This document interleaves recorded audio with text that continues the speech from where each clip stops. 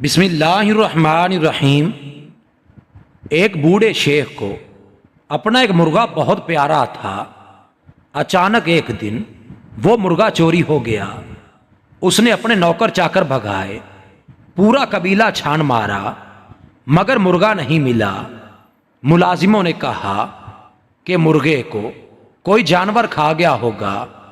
بوڑھے شیخ نے مرغے کے پر اور کھال ڈھونڈنے کا حکم دیا۔ ملازم حیران ہو کر ڈھونڈنے نکل پڑے، مگر سب بے سود۔ شیخ نے ایک اونٹ ذبح کیا اور پورے قبیلے کے عمائدین کی دعوت کر ڈالی۔ جب وہ کھانے سے فارغ ہوئے تو شیخ نے ان سے اپنا مرغا گم ہونے کے بارے میں ذکر کیا اور ان سے اسے ڈھونڈنے میں مدد کی درخواست کی۔ کچھ زیر لب مسکرائے، کچھ نے بوڑھے کو پاگل سمجھا، مگر وعدہ کیا کہ وہ کوشش کریں گے۔ باہر نکل کر مرغے کی تلاش پر اونٹ ذبح کرنے پر خوب گپ شپ ہوئی۔ کچھ دن بعد قبیلہ سے ایک بکری چوری ہو گئی۔ غریب آدمی کی تھی، وہ ڈھونڈ ڈھونڈ کر خاموش ہو گیا۔ شیخ کے علم میں جب یہ بات آئی تو اس نے پھر ایک اونٹ ذبح کیا اور دعوت کر ڈالی۔ جب لوگ کھانے سے فارغ ہوئے تو اس نے پھر مرغے کی تلاش اور بکری کا قصہ چھیڑا اور قبیلے سے کہا کہ اس کا مرغا ڈھونڈ دیں۔ اب تو کچھ نے اسے برا بھلا کہا، کچھ نے اسے دلاسا دیا کہ اتنی بڑی بات نہیں، صبر کر لو، اس سے زیادہ اپنا نقصان آپ کر چکے ہو۔ ابھی 30 دن گزرے تھے کہ ایک اور شیخ کا اونٹ رات کو اس کے گھر کے سامنے سے چوری ہو گیا۔ اس شیخ نے اپنے ملازمین کو خوب برا بھلا کہا اور خاموش ہو گیا کہ ایک اونٹ اس کے لیے کوئی مالی وقت نہیں رکھتا تھا۔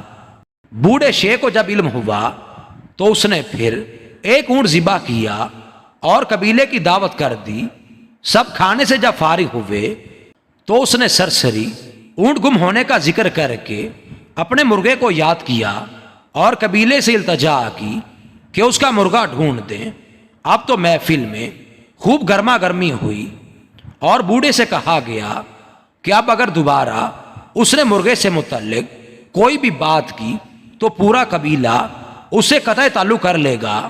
شیخ کے بیٹوں نے بھی باپ کی اس حرکت پر مہمانوں کو رخصت کرتے ہوئے معذرت خواہانہ رویہ اختیار کیا اور شرمندہ بھی ہوئے کہ ایک مرغے کے بدلے 3 اونٹ اور شرمندگی علیحدہ 15 روز گزرے تو قبیلے کی ایک لڑکی کنویں سے پانی بھرنے گئی اور پھر واپس نہیں آئی۔ گاؤں میں کوہرام مچ گیا، پورے قبیلے کی عزت داؤ پر لگ گئی۔ نوجوانوں نے جتھے بنائے اور تلاش شروع کی۔ پہلے گاؤں، پھر ارد گرد، پھر مزید گاؤں کے لوگ شامل ہوئے اور ارد گرد کے گاؤں سے معلومات لی گئیں تو پتہ چلا کہ کچھ ڈاکو قریب پہاڑ کے غار میں کچھ عرصے سے رہ رہے ہیں۔ گاؤں کے لوگوں نے چھاپا مارا، وہاں لڑائی ہوئی، اموات ہوئیں اور لڑکی برآمد کر لی گئی۔ لوگوں نے وہاں پر اونٹ، بکری اور مرغے کی باقیات بھی ڈھونڈ لی۔ تب انہیں احساس ہوا کہ بوڑھا شیخ کس طوفان کے آنے کا انہیں اندیا دے رہا تھا۔ اگر گاؤں کے لوگ مرغے پر متحد ہو جاتے تو آبرو تک بات نہ پہنچتی۔ یہ اللہ کریم کی سنت ہے کہ وہ بڑی تکلیف سے پہلے چھوٹی تکلیف سے تنبیہ فرماتا ہے تاکہ اہل عقل سمجھ جائیں اور اپنے ملکیتی ریوڑ پر توجہ دیں، اس سے پہلے کہ اسے بھیڑیے نوچ کھائیں۔